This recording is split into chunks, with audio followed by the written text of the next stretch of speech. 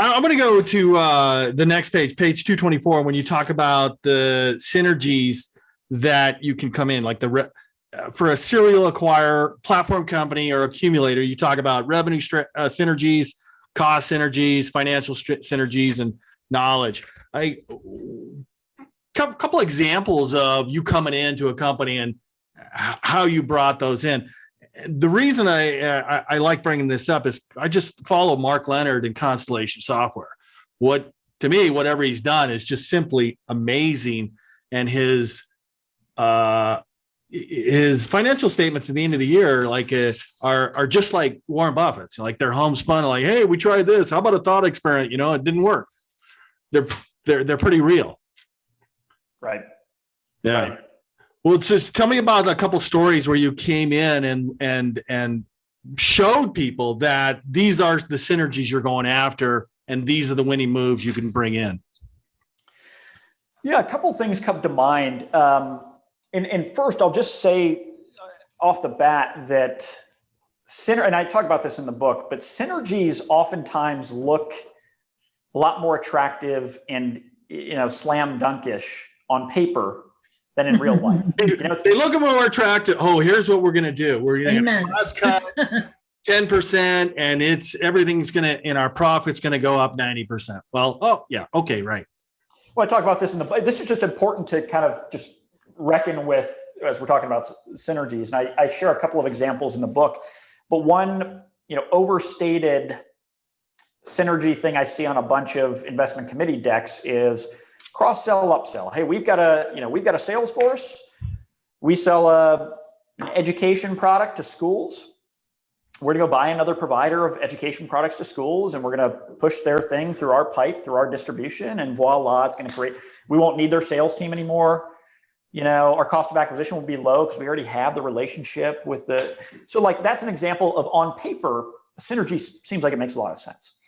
The reality, however, in some of these cases where you're banking on cross-sell, upsell synergy to win the day is, do the schools that you serve, do the buyers that you serve actually need this newly acquired product? Or is the buyer that you're selling to in that school, the one that you have the relationship with, are they actually the same economic buyer for this newly acquired product? Or is it somebody sitting in some entirely different office in the school district? And so this is just an example of where there's more than meets the eye when it comes to the synergies we kind of draw up on paper. There's different philosophies on how realizable revenue synergies, cost synergies, financial and knowledge synergies are, and what the playbook is for actually realizing those. And I don't claim to have the secret formula, but one thing I will say is the flavor of synergy among those four that has tended to most consistently surprise me, and I'll give an example of this in a second, is knowledge synergy. It's, hey, let's not, before we talk about, trying to cross-sell into the existing base and, cutting a bunch of costs by merging sales teams or merging, operational centers or whatever, let's just talk about what are the things company A or the acquirer is doing that could be really valuable to company B? And conversely, what are the things company B, the acquired company, is doing that could be really valuable to the acquirer?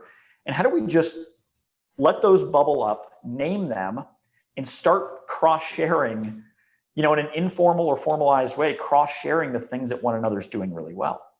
And I talk about this example in the book, but I used to be involved in a kind of a buy and build of a residential plumbing and HVAC business, a residential services company. That's different than Adam Coffey's, or is that different than Adam Coffey's? Oh, okay, all right. And this company that was led by a guy who was really successful at leading this sort of strategy, he was very intentional about, hey, despite the fact that there are theoretically revenue and cost synergies we could gain by smushing these businesses together, his thesis was there's also some risk to that, and the best the best service we could pay to these acquired companies is share the things that have served us really well and help them bring those to bear in their company, and learn from what they do really well. And kind of bring that over to our other companies. And so they created this knowledge sharing network and system. There's an example in the book of this. One company had this is a very tactical thing, but it was very valuable, had a sewer cam where they would take the sewer cam into a residential customer's home, and for free, they would run it through their pipes, and they would figure out where the pipe's leaky or at risk, or where's there a tree root growing into one of the pipes.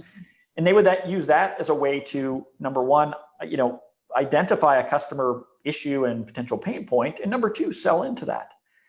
And so they had generated a bunch of revenue lift from this very specific tactic. And we said, oh, cool. If we can get the rest of these companies, $300 sewer cams and get the same benefit, like no brainer. And that didn't require us to merge, go through the brain drain of merging teams and systems and all that kind of stuff. It was a quick win that came by way of just some good old fashioned knowledge share. I've actually seen those commercials on Tucson for those cameras, like to get business here in Tucson. Yeah. Yeah. Right. That's very interesting. Yeah. Thanks for watching this video. Make sure you're a subscriber by clicking on this button right here down below. And if you want to watch more serial acquirer interviews, click on this button right here. If you're ready to buy your first business, get my course at dealflowsystem.net right here. Take care. Cheers, John.